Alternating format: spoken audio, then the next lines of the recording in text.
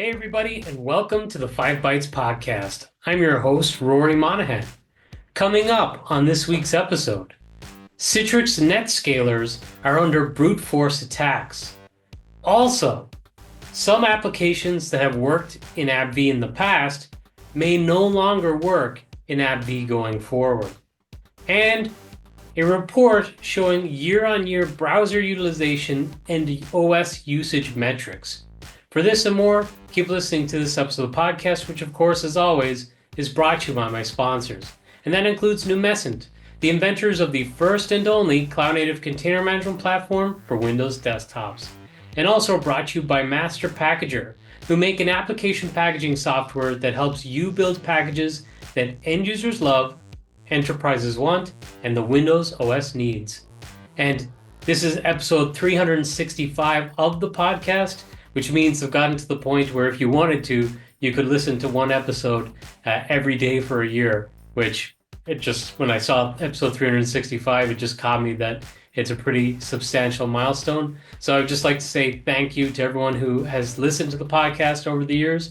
And hey, even if you're listening for the very first time, thank you so much for checking out the podcast. And of course, none of this would be possible without my sponsors. So if you enjoy the podcast today, you have my sponsors to thank. But now for some news. There's been reports of brute force attacks against Citrix NetScalers. Admins stated that they had begun to experience brute force attacks on their Citrix NetScaler devices starting in November and continuing into December.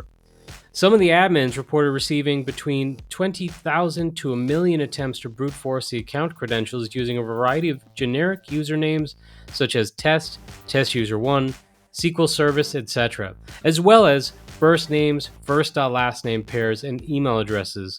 So your classic password spray attacks, which is one of the big reasons why password managers and generating random passwords is such a good idea. So you're not having people who are reusing passwords. So attackers or cyber gangs may get a dump of usernames and passwords from a different service, match that to your employees based off of LinkedIn or something like that, and then try the first.last name at companyname.com with the password that they used perhaps on their LinkedIn or perhaps on Facebook or something like that.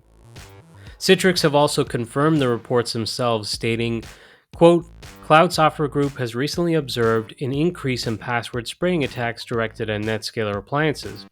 These attacks are categorized by a sudden and significant increase in authentication attempts and failures, which trigger alerts across monitoring systems, including Gateway Insights and Active Directory logs. The attack traffic originates from a broad range of dynamic IP addresses, making traditional mitigation strategies such as IP blocking and rate limiting less effective. Customers using Gateway Service don't need to take any remediating measures. Only NetScaler Gateway appliances deployed on-premises or in-cloud infrastructure require mitigations.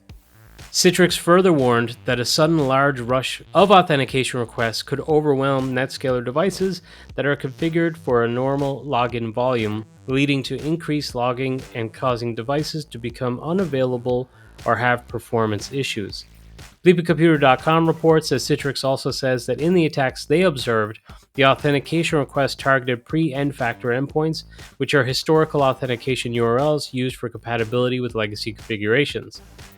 Citrix shared a series of mitigations that can reduce the impact of these attacks, as I alluded to in Citrix's statement. Those mitigations include ensuring multi-factor authentication is configured before the LDAP factor. Also, as the attacks are targeting IP addresses, Citrix recommends creating a responder policy so that authentication requests are dropped unless they attempt to authenticate against a specified fully qualified domain name. Also, block NetScaler endpoints associated with pre-end factor authentication requests unless they are necessary for your environment, and utilize the web application firewall to block IP addresses with a low reputation caused by previous malicious behavior. Citrix says that customers using Gateway Service do not need to apply these mitigations, as they are only for NetScaler Gateway devices deployed on-premises or in the cloud. And of course, if you're on an end-of-life version, this is just another reason why you need to upgrade so that you can have these security mitigations and features in place. It's usually around this time that I would start reporting on like fallout and problems caused by this month's Patch Tuesday Windows updates, but early indications suggest that it's been pretty positive so far. I did notice several reports that KB5048652 installed the Spotlight feature on Windows 10 machines, which inexplicably has removed user desktop backgrounds for some people. There were some other reports of issues too, but none at the time of this recording that seemed to be corroborated by multiple people. Now, the desktop background one on Windows 10, I did see multiple people saying that they had actually experienced that one. That's why I decided to highlight that one. But this may also change by the time you listen to this episode. It's possible that things are also a little more delayed than usual because obviously December being a very busy time of year for holidays, perhaps organizations have kind of held off until later for this Windows update cycle. But hey, hopefully this stays the case and we all have a smooth holidays. The US State Department is offering a reward of up to $5 million for information that could help disrupt the activities of North Korean front companies. For those who listen to the podcast regularly, you will know what I'm talking about here, but if you're new, there has been numerous cases of North Koreans posing as employees for jobs with US companies. They sometimes work with a genuine company employee and set up a farm of devices based in the US to work from so that they can go undetected. They also tend to avoid having web cameras on during meetings for obvious reasons and obfuscate themselves and their voices to not be detected. It's believed and has been reported that these North Korean workers then infiltrate the company and siphon out data. And essentially, it's being leveraged. This front is being leveraged as a means for cyber attack. Following up on a recently reported story, but the block on Windows 11 24H2 upgrades for those with certain USB scanner devices that are reported on in a previous episode has been lifted. And to be fair to Microsoft, while it has been worrying how many issues have been reported with the upgrade and the number of blocks they've put in place, it is at least heartening that Microsoft is clearing these blocks relatively quickly.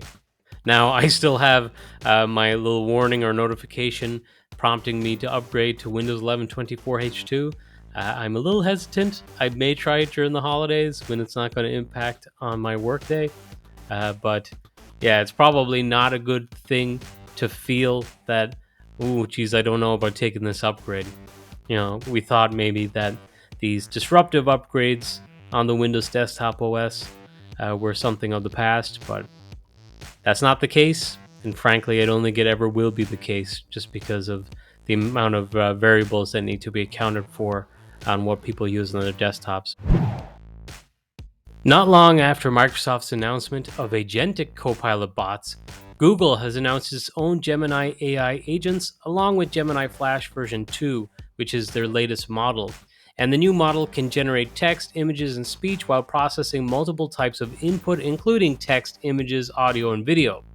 Project Mariner, which is a new Chrome extension prototype, can help users complete web-based tasks in an agentic manner by understanding screen content and browser elements. So it's very similar to that Copilot vision that Microsoft has, according to Ars Technica.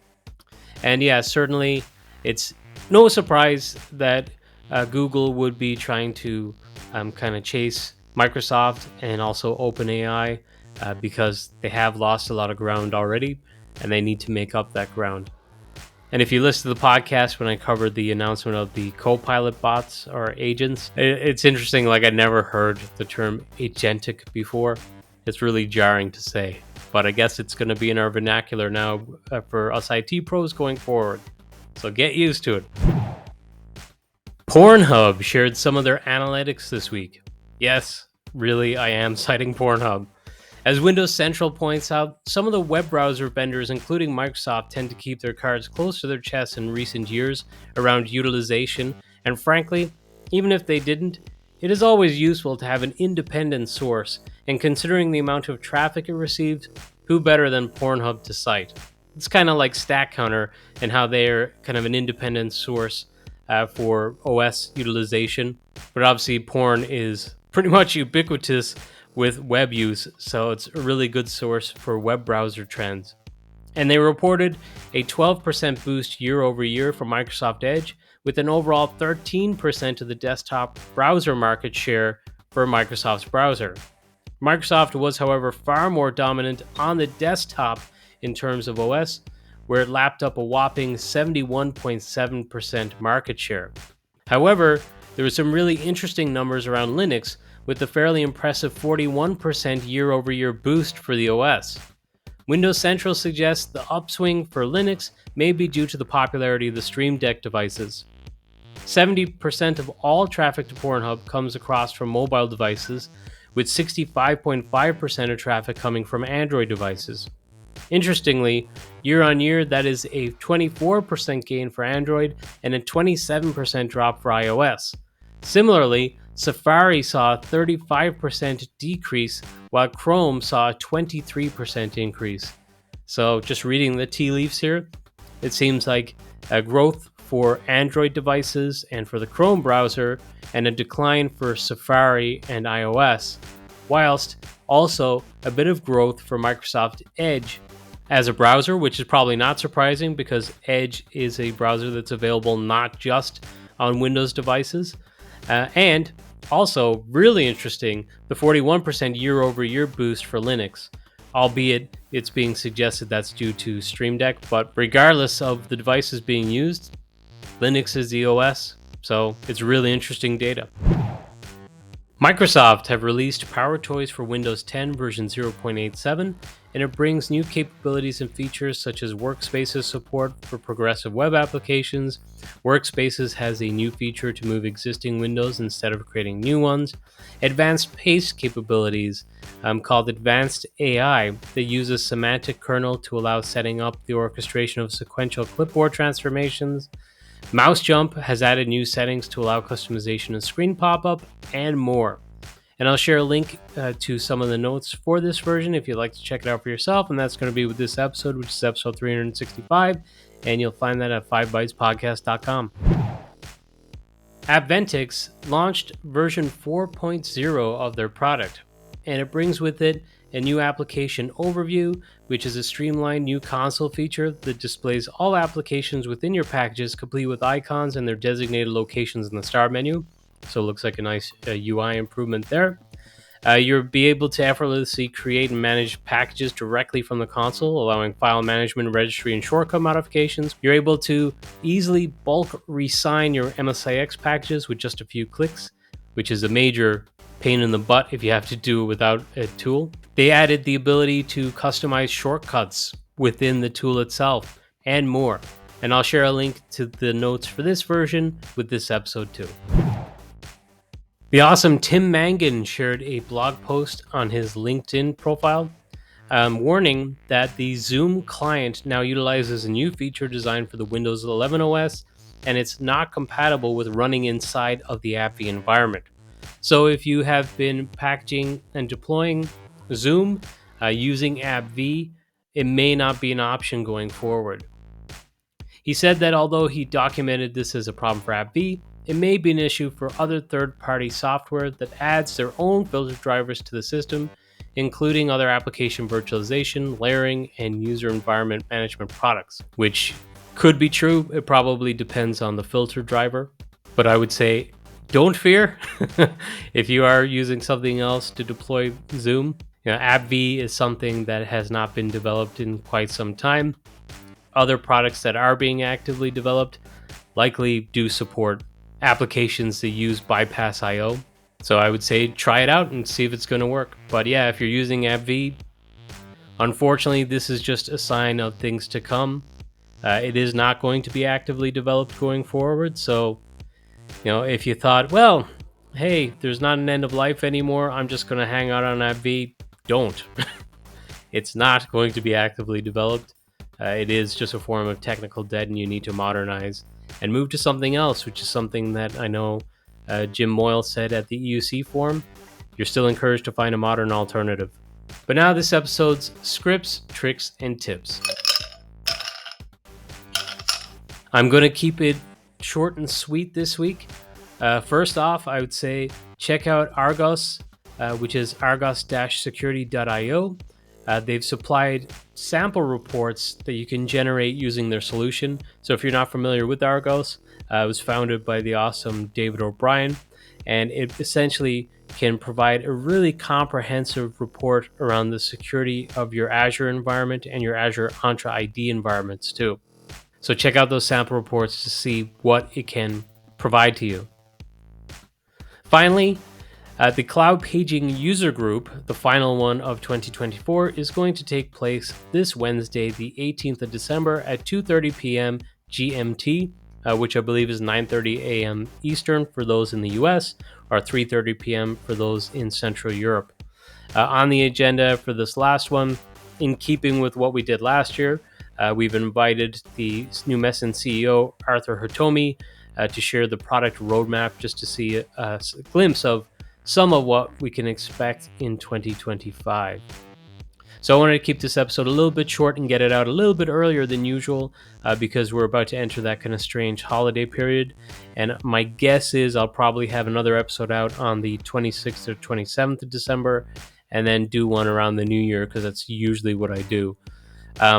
So yeah, the release cadence of the episodes may be a little off in the coming weeks, but if you listen to the podcast regularly, you'll know this is not something new for this time of year. I usually change things a little bit.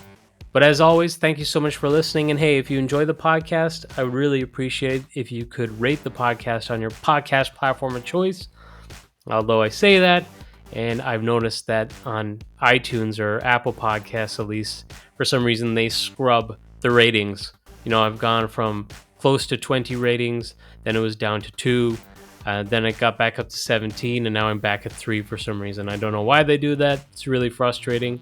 Hard to grow a podcast when they do this, but if you could, I'd appreciate you rating the podcast. Thanks so much for listening.